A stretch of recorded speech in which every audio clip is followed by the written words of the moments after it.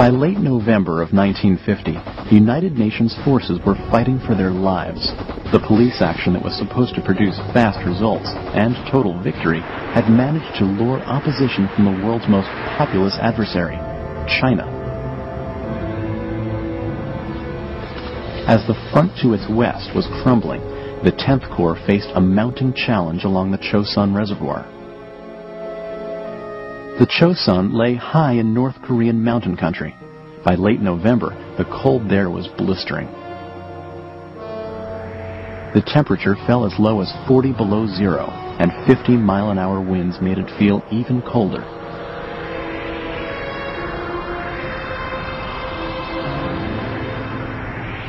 Everything the troops touched turned to ice, engine oil, gun breeches, morphine, and even their own hands and feet. The ground was so frozen that digging a foxhole was out of the question.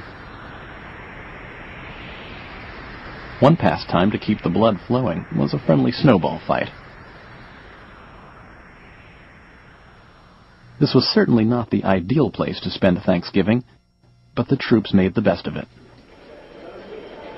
For Thanksgiving, we were all served turkey and all the things that go with it. You had to eat fast because everything was turning cold. The gravy and then the mashed potatoes froze first. Boy, you ate fast. And all the time the snipers were shooting at us. William Davis, hospitalman. Siberian weather and enemy insurgents had taken their toll on the troops. The men had worn the same clothes for weeks, and good meals were few and far between. Troops hardly slept in the sub-zero cold. But in true Marine fashion, they pulled themselves together and prepared to mount an offensive on November 27th. The soldiers were bracing for the worst, having heard the reports of Chinese overwhelming units to the west.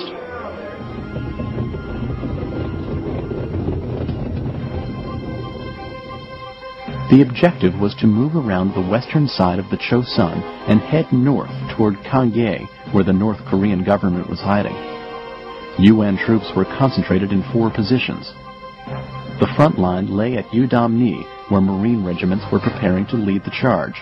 South of there, 3,000 U.S. Marines were stationed at the base of the reservoir. Down at Koto-ri were 4,200 men, including some Army infantry and British Marines. On the east side of the reservoir stood another 2,500 GIs. Supply lines to these troops were in severe jeopardy, since units below them were already retreating to ports along the coast. But they were ordered to press on alone.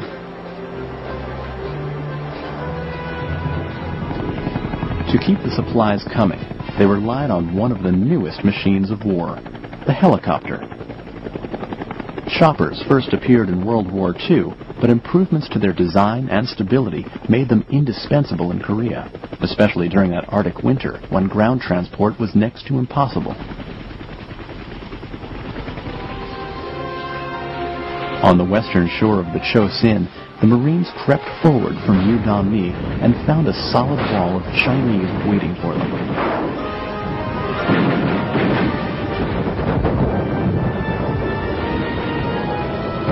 Immediately, strategy shifted from offense to defense, and the regiment fell back to the village to brace for an attack.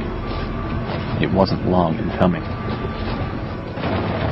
On November 28, 1950, 6 Chinese divisions descended on Udamni. For 3 days, the battle raged. The Marines unleashed their entire arsenal on the Communists.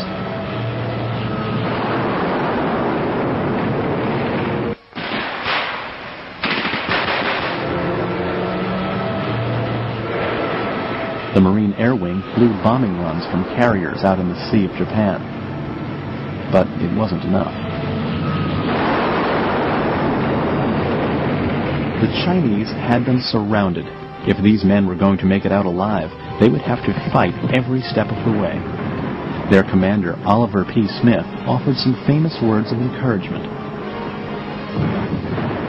"Gentlemen, we are not retreating. We are merely attacking in another direction."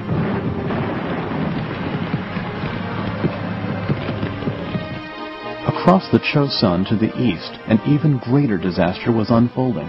The Army 7th Division was cut off on a 4,000-foot plateau, surrounded and vulnerable. Anywhere it turned, it would face a vicious fight. Some soldiers went AWOL, off into the hills or onto the ice of the reservoir, hoping to escape the trap.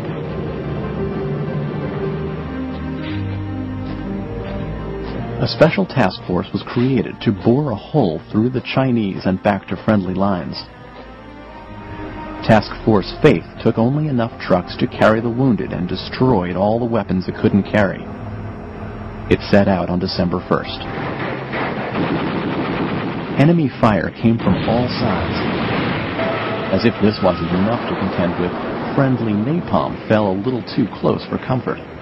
The two lead companies were shelled by planes flying close air support.